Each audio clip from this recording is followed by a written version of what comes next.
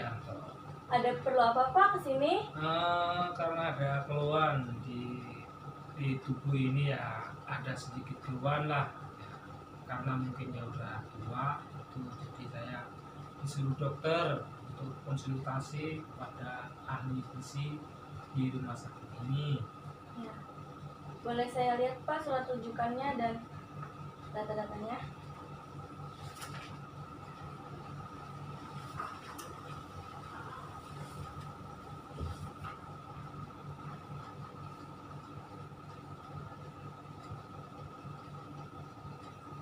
Oh iya, Bapak didiagnosa sama dokter itu kena penyakit dislipidemia. Oke, biar saya jelasin dikit ya Pak, apa itu dislipidemia. Jadi penyakit dislipidemia itu adalah kelainan metabolisme lipid yang ditandai dengan peningkatan maupun penurunan fraksi lipid dalam plasma. Nah, di sini kan Bapak udah pemeriksaan laboratorium ya. Di sini dicek kimia darahnya itu kolesterol, trigliserida, kolesterol trigliseridanya itu tinggi, terus HDL-nya itu rendah dan LDL-nya itu tinggi. Nah,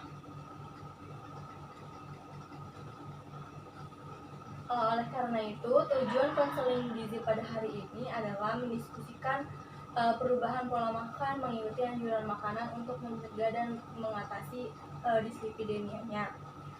Proses konseling gizi ini akan berlangsung kurang lebih 30 menit, meliputi pengkajian gizi serta nanti penetapan diagnosis gizi dan implementasinya.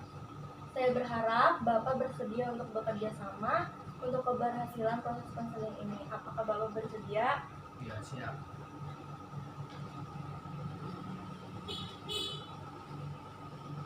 Tahu umur Bapak berapa? 46.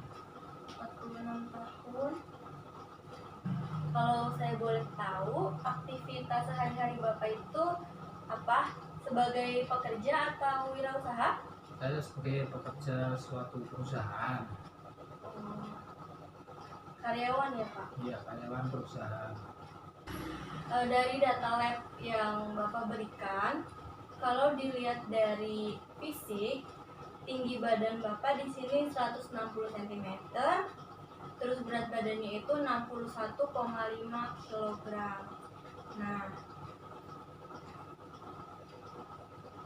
Nah itu udah termasuk ideal karena di sini BMI-nya itu 24,02 itu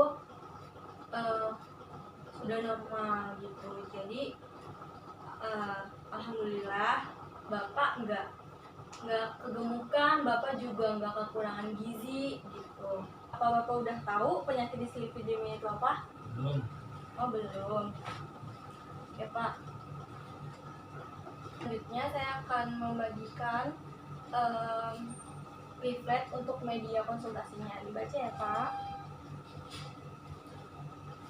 Nah yang udah saya jelasin tadi, dislipidemia itu adalah kelainan metabolisme lipid yang ditandai dengan peningkatan maupun penurunan fraksi lipid dalam plasma.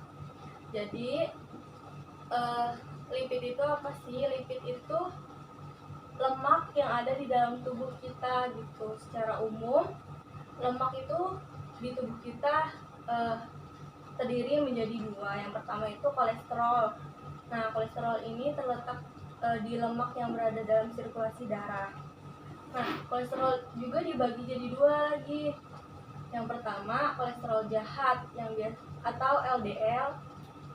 Nah dia itu dapat menempel dan menyebabkan penyumbatan pada saluran darah. Terus ada kolesterol baik juga di sini, namanya HDL. Nah, HDL ini dikatakan baik kenapa? Karena dia berfungsi mengangkat si kolesterol jahat atau LDL sehingga akan membersihkan lemak yang menempel pada pembuluh darah. Nah, ini ilustrasinya. Jadi yang kuning ini itu LDL atau kolesterol jahat.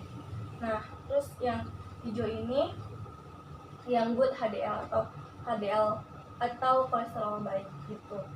Terus yang kedua ada trigliserida. Nah, trigliserida ini berasal dari pemecahan lemak dari makanan.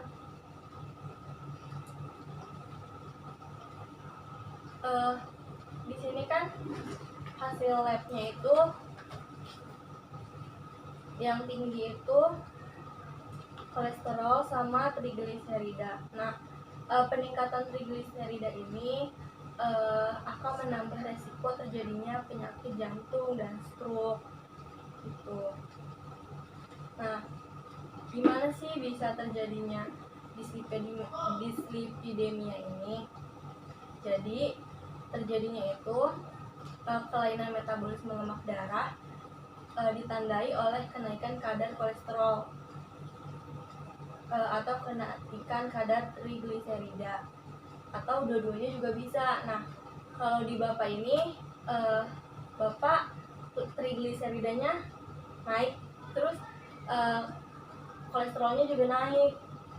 Nah, kenaikan kadar lemak darah dapat terjadi karena kenaikan akibat adanya penyakit lain yang mendasari seperti aterosklerosis. Pada aterosklerosis, faktor yang bertanggung jawab atas penumpukan lipid pada dinding pembuluh darah adalah adanya defek pada fungsi reseptor LDL di membran gel, gangguan transport lipoprotein, gangguan degradasi oleh lisosom lipoprotein, dan perubahan permeabilitas endotel. Dislipidemia sendiri tidak menimbulkan gejala, tetapi dapat mengarah ke penyakit jantung dan pembuluh darah seperti penyakit jantung koroner dan penyakit pembuluh darah arteri periferi. Nah, trigliserida tinggi dapat menyebabkan pankreatitis akut, kadar LDL yang tinggi, dan dapat menyebabkan santelasma kelopak mata. Nah, penyebab dislipidemia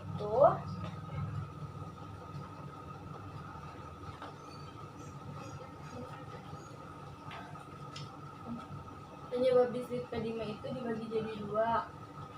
Ada dislipidemia primer sama sekunder. Yang primer itu akibat kelainan genetik gitu, bisa karena gizi genetik, bisa karena tadi reseptor LDL-nya rusak, terus bisa juga karena konsumsi alkohol dan kalori yang berlebihan. Nah, terus dislipidemia sekunder itu dislipidemia yang terjadi akibat suatu penyakit lain, misalnya sindrom nefrotik ginjal gitu, diabetes mellitus, dan sindrom metabolik. Nah, tanda gejalanya jadi yang udah tadi dibahas, tanda dan gejala dislipidemia itu tidak terlihat, tapi buat mengetahuinya kita harus melakukan pemeriksaan laboratorium gitu. Nah, kan bapak udah cek nih cek lab kan. Kenapa didiagnosa dislipidemia? Karena di sini nilai total kolesterolnya itu kan nilai normalnya tuh kurang dari 200. Tapi bapak di sini udah 212 mg per dl. Nah, itu udah termasuk ke perbatasan tinggi. Terus trigliseridanya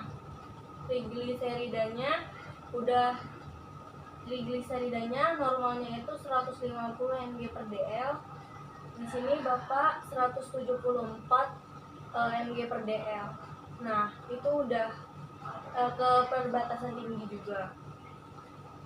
Terus HDL atau kolesterol baik itu harusnya, karena bapak pria, harusnya itu lebih dari 55 mg per dl, tapi bapak di sini hanya 50 mg per dl.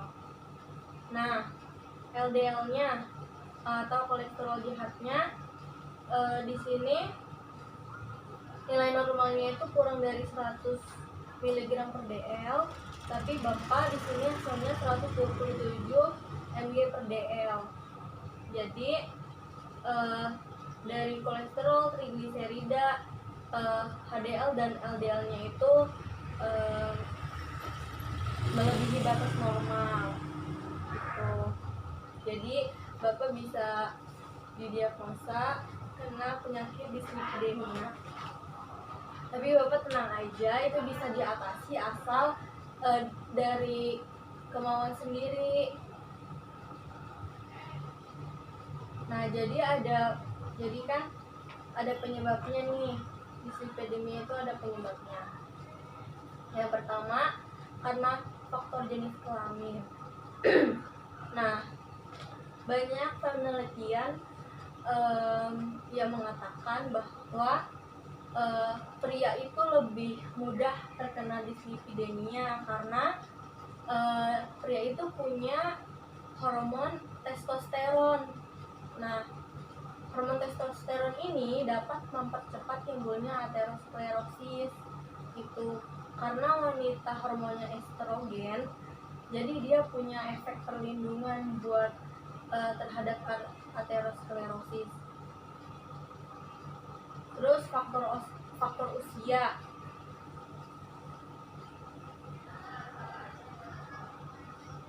Faktor usia, semakin tua usia seseorang, maka fungsi organ tubuhnya semakin menurun. Begitu juga dengan penurunan aktivitas reseptor LDL, sehingga lemak dalam tubuh itu semakin meningkat dan menyebabkan kadar kolesterol total lebih tinggi. Sedangkan kolesterol HDL relatif tidak berubah gitu. Terus yang ketiga ada faktor genetik. Faktor genetik juga bisa mencetus terjadinya dislipidemia. Dalam ilmu genetika menyebutkan bahwa gen untuk sifat-sifat tertentu diturunkan secara berpasangan, yaitu kita memerlukan satu gen dari ibu dan satu gen dari ayah, sehingga kadar hiperlipidemia tinggi dapat diakibatkan oleh faktor dislipidemia primer gitu. Terus yang keempat ada faktor kegemukan. Ternyata gemuk itu juga gemuk itu punya resiko komplikasi penyakit gitu, salah satunya dislipidemia gitu. Nah, gemukan kan yang kita tahu disebabkan karena ketidakseimbangan energi yang masuk bersama dengan makanan, dengan energi yang dipakai gitu. Nah, kelebihan energi ini ditimbun dalam sel lemak yang membesar. Pada orang yang kegemukan menunjukkan output LDL trigliserida yang tinggi dan kadar trigliserida plasma yang lebih tinggi. Trigliserida berlebihan dalam sirkulasi juga mempengaruhi lipoprotein. Bila trigliserida LDL dan HDL mengalami lipolisis, akan menjadi small dense LDL dan HDL. Jadinya terjadi abnormalitas itu dengan kadar HDL kolesterol yang rendah. Terus juga yang kelima ada faktor olahraga. Olahraga yang teratur dapat menyebabkan kadar kolesterol total, kolesterol LDL dan trigliserida menurun dalam darah. Sedangkan kolesterol HDL meningkat secara bermakna. Lemak ditimbun di dalam sel lemak sebagai trigliserida. Olahraga memecahkan timbunan trigliserida dan melepaskan asam lemak dan gliserol ke dalam aliran darah. Nah, yang keenam, faktor merokok. Merokok dapat meningkatkan kadar kolesterol total, kolesterol LDL, trigliserida, dan menekan kolesterol HDL. Pada seseorang yang merokok, rokok akan merusak dinding pembuluh darah. Nah, di dalam rokok itu kan ada nikotin yang terkandung dalam asap rokok akan merangsang hormon adrenalin, sehingga akan mengubah metabolisme lemak yang dapat menurunkan kadar kolesterol HDL dalam darah. Yang kita tahu kalau misalnya HDL-nya turun, itu kan lemak baik. Berarti kalau misalnya HDL-nya turun, ya berarti itu nggak baik gitu. kemudian kita masuk ke terapi dietnya, terapi diet dislipidemianya. Nah,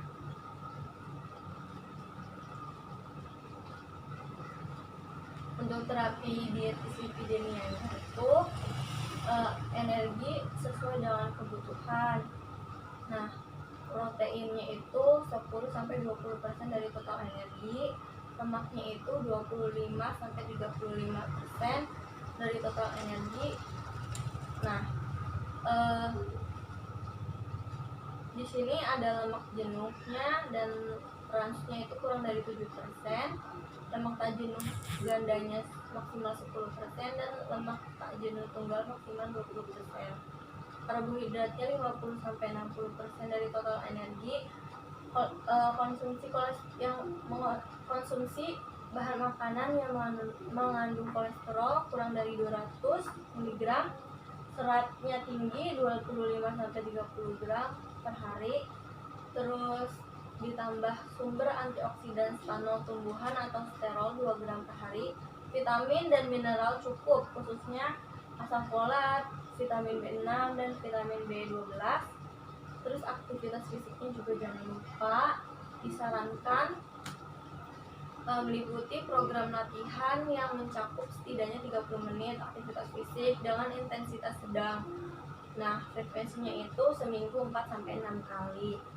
Kegiatan yang disarankan itu ada jalan cepat, bersepeda atau berenang. Tujuan aktivitas fisik harian dapat dipenuhi dalam satu sesi atau beberapa sesi. Nah, ini ada contoh makanannya. Bapak bisa mengonsumsi ikan salmon, terus ada oats, gandum, terus ada kacang-kacangan, ada yogurt, alpukat, terus ada kedelai sama sayurannya itu bayam. Tuh. Apakah penjelasan saya yang tadi sudah cukup jelas? Kalau belum silahkan ditanyakan, Pak.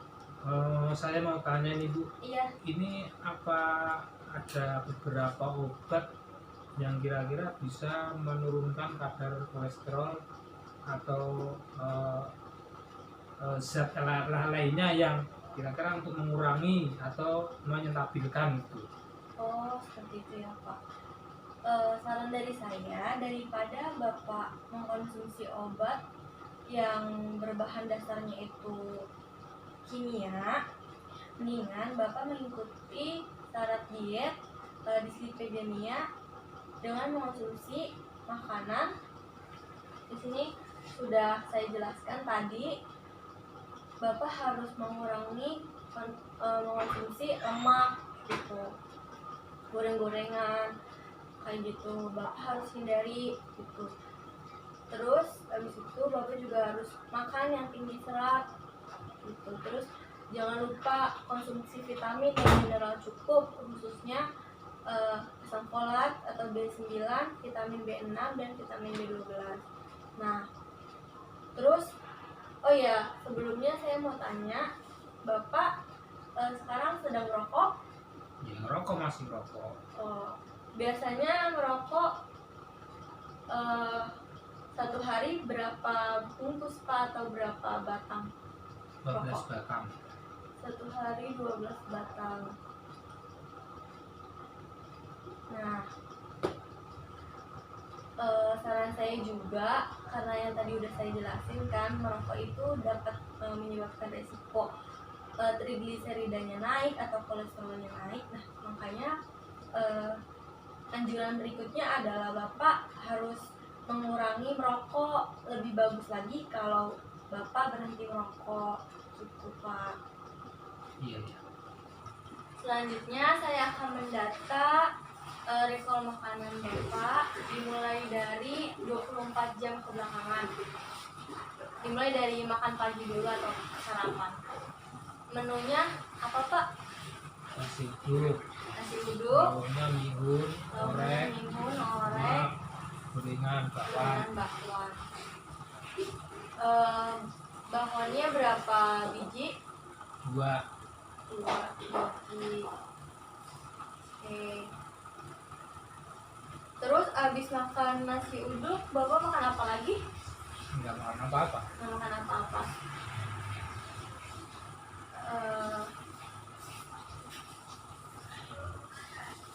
Lanjut ke makan siang. Makan siang, Bapak makan apa aja menunya? Menunya oseng kangkung Oseng kangkung, sama telur dadar. telur dadar,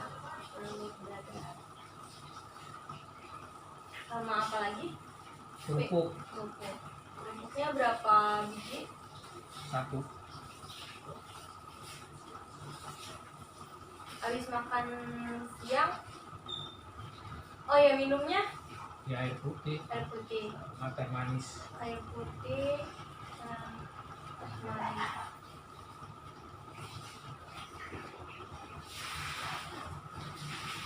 Selingan sorenya habis makan siang, Bapak makan apa lagi?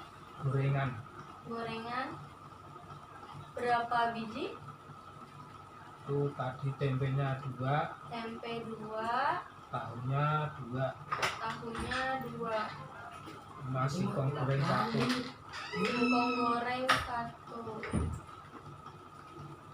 singkong 1, Minumnya kopi. minumnya kopi. Kopinya manis atau pahit? Kopi manis. Kopi manis. Kopi susu ya? Kopi hitam. Oh, kopi hitam.